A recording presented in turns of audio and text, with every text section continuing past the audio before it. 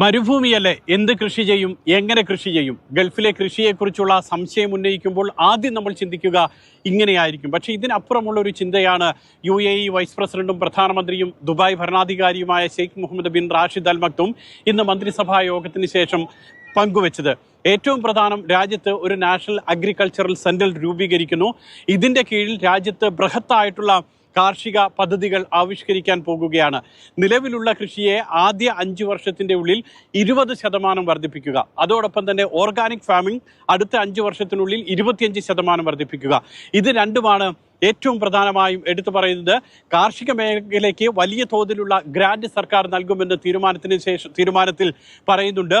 അതോടൊപ്പം തന്നെ സ്വകാര്യ മേഖലയിലും സർക്കാർ മേഖലയിലും ജോലി ചെയ്യുന്നവരെ പദ്ധതിയുടെ ഭാഗമാക്കും. പൊതുജനങ്ങൾക്ക് കൃഷിക്ക് വേണ്ട രീതിയിലുള്ള പരിശീലനം നൽകും. കുട്ടികളെയും വിദ്യാർത്ഥികളെയും ഒക്കെ പദ്ധതിയുടെ ഭാഗമായി പങ്കെടുപ്പിച്ചുകൊണ്ടുള്ള ആസൂത്രണങ്ങൾ ഉണ്ടാകും.